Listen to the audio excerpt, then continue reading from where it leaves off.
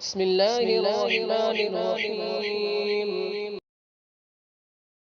السلام علیکم ورحمۃ اللہ وبرکاتہ. نحمده ونصلي على رسوله الكريم. اما بعد فاعوذ بالله من الشيطان الرجيم. بسم الله الرحمن الرحيم. انما يريد الله ليذهب عنكم الرجس اهل البيت ويطهركم تطهيرا. وقال الله تعالى في موضع آخر: قل لا أسألكم عليه أجرا إلا المودة في القربى. آمنت بالله صدق الله مولانا العظيم وبلغنا رسوله النبي الأمين المتين المكين المختار الكريم ونحن على ذلك لمن الشاهدين والحمد لله رب العالمين. قال الله تعالى في شان حبيبه ونبيه مخبرا وآمرا: إن الله وملائكته يصلون على النبي يا أيها الذين آمنوا صلوا عليه وسلموا تسليما. اللهم صل على سيدنا ومولانا محمد وبارك وسلم صلاة وسلاما عليك يا رسول الله صلى الله تعالى عليه وسلم. عزیزان ملت اسلامیہ، مسلسل 7-8 دنوں سے ہمارا یہ درس شان اہل بیت کا سلسلہ شروع ہے. مولا عز و جل ہمیں اس کی برکتوں سے مالا مال فرمائے، اور جو کچھ بھی بیان کیا جائے ہمیں، آپ کو اور تمام مومنین کو اس پر کما حقہ اللہ رب العزت عمل پیرا ہونے کی توفیق رفیق عطا فرمائے. عزیزان ملت اسلامیہ، اہل بیت اطہار کی فضیلت کے حوالے سے کچھ ان کی خصوصیات، کچھ ایسی صفات ہیں جو انہی میں پائی جاتی ہیں، اور ان کے علاوہ وہ فضائل، وہ مناقب، وہ کمالات، وہ خصوصیتیں اور کسی میں نہیں پائی جاتی. یعنی یہ صرف اور صرف اہل بیت اطہار ہی کا خاصہ ہے. یہ چیزیں، یہ صفتیں، یہ کمال کی باتیں صرف اہل بیت اطہار کے ساتھ خاص ہیں. وہ چند خصوصیات ہیں. انشاءاللہ العزیز میں اسے ان خصوصیات میں سے کچھ خصوصیتیں آپ حضرات کے سامنے بیان کرنے کی کوشش کروں گا. سب سے پہلی خصوصیت تو یہ ہے کہ صدقہ یعنی مال زکوٰۃ، صدقہ واجبہ جسے کہا جاتا ہے، چاہے وہ مال زکوٰۃ ہو یا کفارہ جو ہوتا ہے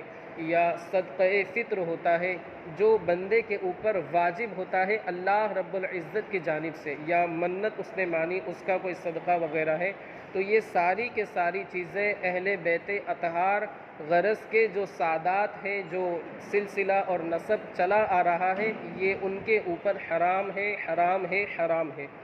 البتہ جو صدقہ نافلہ ہے، جو بندہ بغیر کسی نیت کے راہ خدا میں ایسے ہی دے دیتا ہے، اسے بھی صدقہ کہا جاتا ہے، لیکن وہ صدقہ نافلہ ہوتا ہے. وہ آل رسول، اہل بیت جو سادات ہیں وہ کھا سکتے ہیں. حدیث پاک میں آتا ہے اس کی وجہ کیا ہے، یعنی زکوٰۃ کا مال جو صدقہ فطر وغیرہ ہوتا ہے، کفارہ ہے، فدیہ ہے، یہ سادات کیوں نہیں کھا سکتے؟ اس کی وجہ کیا ہے؟ حدیث پاک میں آتا ہے، اللہ کے رسول صلی اللہ علیہ وسلم ارشاد فرماتے ہیں: ان هذه الصدقات هي اوساخ الناس وانها لا تحل لمحمد صلی اللہ علیہ وسلم ولا لآل محمد. یہ جو زکوٰۃ کا جو روپیہ ہے، زکوٰۃ وغیرہ ہے، صدقہ فطر ہے، کفارہ ہے، فدیہ ہے، اس میں جو رقم دی جاتی ہے یا سامان کی شکل میں کچھ دیا جائے، جیسے گیہوں ہے، اناج ہے، کپڑے ہے، کوئی بھی چیز اگر زکوٰۃ کے طور پر، زکوٰۃ کی نیت سے، زکوٰۃ کے قصد اور ارادے سے دی جاتی ہے، تو یہ لوگوں کے مال کا میل ہے، لوگوں کے مال کا میل کچیل ہے. اور میل کچیل، آپ ذرا سوچیں کہ اتنی بڑی بارگاہ جو سادات ہے، جن کا سلسلہ نسب، جو آل رسول ہے، جن کا سلسلہ نسب رسول کریم صلی اللہ علیہ وسلم کی بارگاہ تک پہنچتا ہو، آپ کی ذات مقدسہ تک پہنچتا ہو، کیا انسان یہ گوارا کرے گا کہ وہ اپنی زکوٰۃ جو ہے، جو لوگوں کا میل کچیل ہے، مالوں کا میل کچیل ہے، وہ اتنی بڑی بارگاہ میں پیش کرے؟ اس وجہ سے صدقہ جو ہے، زکوٰۃ جو ہے، صدقہ فطر ہے، وہ سادات کو دینا حرام ہے اور انہیں لینا بھی حرام ہے. قرآن عظیم کا آپ مطالعہ کریں، آپ پہنچیں گے اس نتیجے پر. سورۃ التوبہ کے اندر اللہ رب العزت اپنے محبوب سے ارشاد فرماتا ہے: خذ من اموالہم صدقۃ تطہرہم وتزکیہم.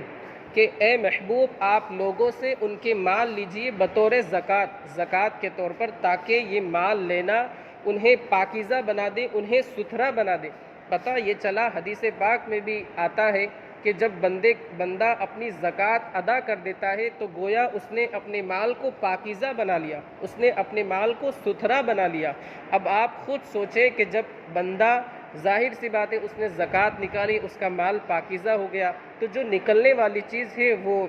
حدیث پاک میں جس طریقے سے ارشاد فرمائے گا کہ وہ میل کچیل ہے۔ اسی وجہ سے اہل بیت اطہار سے، اس کی دوسری وجہ یہ ہے کہ اللہ رب العزت نے قرآن عظیم میں سورۃ الاحزاب کے اندر ارشاد فرمایا انما یرید اللہ لیذھب عنکم الرجس اہل البیت، کہ اللہ رب العزت یہ ارادہ فرماتا ہے، یہ چاہتا ہے کہ اہل بیت اطہار سے رجس کو،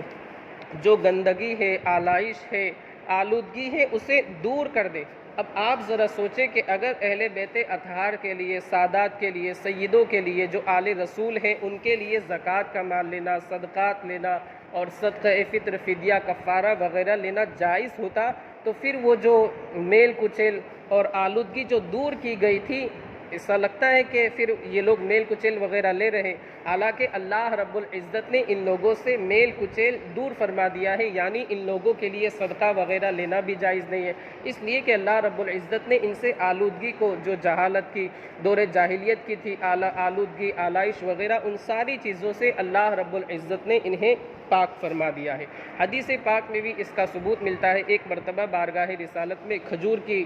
ٹوکری لائی گئی جو زکوٰۃ کی تھی، یعنی زکوٰۃ کے نام پر کسی نے دیا تھا بارگاہ رسالت میں کہ کسی غریب کو دے دے، غربا مساکین میں جو زکوٰۃ کے مستحق ہیں، حقدار ہے، بانٹ دیا جائے۔ تو وہ کھجور کی ٹوکری رکھی ہوئی تھی، حضرت امام حسن چونکہ چھوٹے سے تھے، بچے تھے، آپ نے آ کر کے ایک دو کھجور اپنے منہ میں ڈال دی۔ اللہ کے رسول صلی اللہ علیہ وسلم نے ارشاد فرمایا کک کک، آپ نے ارشاد فرمایا جس کا ترجمہ مترجمین نے یہ کیا ہے چھی چھی، اسے نکالو، اس لیے کہ ہم جو ہے، یعنی ہم آل رسول، ہم محمد صلی اللہ علیہ وسلم اور ان کے گھرانے والے اہل بیت اطہار صدقے کی چیز نہیں کھاتے، زکوٰۃ کا مال نہیں کھاتے۔ اسی طرح ایک مرتبہ آپ لوگوں نے سنا ہو کہ پہلے کے زمانے میں، یعنی ابتدائے اسلام میں، بعد میں بھی اس پر عمل جاری رہا کہ جب زکوٰۃ وصول کرنے کے لیے دوسرے ممالک میں، دوسرے شہروں میں لوگوں کو بھیجا جاتا تھا، عامل مقرر کیے جاتے تھے کہ وہ جا کر کے زکوٰۃ کا مال لے کر کے آئے۔ کسی امیر کے پاس گئے، اس پر زکوٰۃ واجب ہے،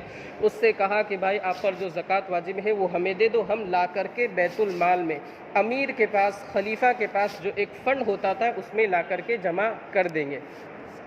جو جانے والا ہوتا تھا تو وہ ایسا ہوتا تھا جو غریب اور مستحق ہوا کرتا تھا، جو زکوٰۃ کا مستحق ہوا کرتا تھا، تو اسے کچھ زکوٰۃ جو بھی وصول کرتا تھا اس میں سے کچھ پرسنٹیج وغیرہ اسے دیے جاتے تھے، کچھ فیصد وغیرہ اس کا متعین ہوتا تھا، اور جو وصول کر کے لاتا اسی میں سے اسے دے دیا جاتا۔ حضرت فضل بن عباس جو حضور صلی اللہ علیہ وسلم کے چچا زاد بھائی ہیں، حضرت عباس کے صاحبزادے، انہوں نے بارگاہ رسالت میں عریضہ کیا کہ مجھے بھی یہ ذمہ داری سپرد کی جائے تاکہ میں بھی جاؤں اور مجھے بھی کچھ مال وغیرہ مل جائے۔ حضور اکرم صلی اللہ علیہ وسلم نے ارشاد فرمایا کہ یہ زکوٰۃ کا مال ہوتا ہے اور زکوٰۃ کا مال ہمارے لیے، ہمارے گھر والوں کے لیے حلال نہیں ہے۔ آپ نے انہیں عامل نہیں بنایا اور محصل نہیں بنایا، وصول کرنے کے لیے آپ نے انہیں نہیں بھیجا۔ ان ساری باتوں سے پتہ چلتا ہے کہ یہ جو باتیں ہیں، مطلب زکوٰۃ وغیرہ، صدقہ، صدقہ فطری آل محمد اور خود حضور اکرم صلی اللہ علیہ وسلم کے اوپر اور آپ کی آل کے اوپر لینا حرام ہے۔ یہ ایک خصوصیت ہے کہ سادات جو ہے اگرچہ مالک نصاب ہو، زکوٰۃ کا مال وہ نہیں لے سکتے۔ ایک دوسری خصوصیت وہ یہ ہے کہ نسب اور حسب، رشتہ داری کے اندر سب سے زیادہ اعزاز والا اگر کوئی خاندان اور گھرانہ ہے تو وہ اہل بیت اطہار کا، اس لیے کہ اس کا سلسلہ، یہ جو خاندان ہے، قرابت داری، رشتہ داری ہے، اس کا سلسلہ رسول کریم صلی اللہ علیہ وسلم سے ملتا ہے۔ پوری کائنات میں سب سے بہترین لوگ، سب سے پہلے تو رتبہ جو ہے وہ حضور اکرم صلی اللہ علیہ وسلم کا ہے، پھر انبیاء کرام، مرسلین اعظام، پھر اہل بیت اطہار کا خاندان حسب اور نسب قرابت داری رشتہ داری کے اعتبار سے، اس لیے کہ ان کا سلسلہ رسول کریم صلی اللہ علیہ وسلم سے ملتا ہے۔ ایک حدیث پاک میں آتا ہے حضرت جبریل علیہ الصلاۃ والتسلیم نے بارگاہ رسالت میں عریضہ کیا کہ میں نے کائنات میں تلاش کی کہ سب سے افضل کون ہے، تو میں نے قوم عرب کو، یعنی عرب میں بسنے والے جو لوگ ہیں ان کو سب سے افضل پایا۔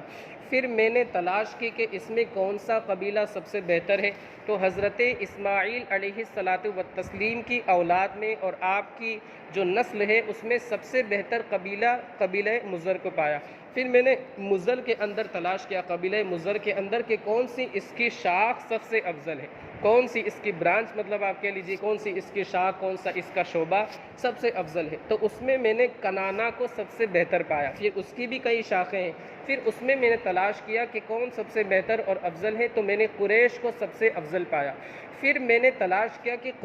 قریش کی تقریباً 10 یا 12 شاخیں تھیں کہ اس میں سب سے افضل اور بہتر کون سی شاخ ہے، تو میں نے اس میں بنو ہاشم کو پایا۔ پھر میں نے بنو ہاشم کے اندر تلاش کیا کہ بنو ہاشم کے اندر سب سے بہترین اور افضل شخصیت کون سی ہے، تو یا حبیبی یا رسول اللہ علیہ الصلاۃ والتسلیم سب سے افضل اور بہترین شخصیت آپ کی شخصیت کو میں نے پایا۔ یہ حضرت جبریل علیہ الصلاۃ والتسلیم حدیث پاک میں بارگاہ رسالت میں اس طریقے سے عرض کرتے ہیں۔ اسی طرح امام جعفر صادق اپنے والد گرامی حضرت امام باقر رضی اللہ تعالی عنہ سے بھی اسی طرح کی ایک روایت کرتے ہیں، بالکل اسی طرح کے الفاظ ہیں کہ آپ نے یعنی حضرت جبریل علیہ الصلاۃ والتسلیم نے مشرق میں مغرب میں پوری کائنات میں چھان کر کے دیکھا مگر محمد عربی صلی اللہ علیہ وسلم سا کوئی بھی آپ کو نہیں ملا۔ اسی وجہ سے امام اہل سنت حضور اعلیٰ حضرت علیہ رحمت و رضوان ارشاد فرماتے ہیں کہ یہی بولے سدرا والے،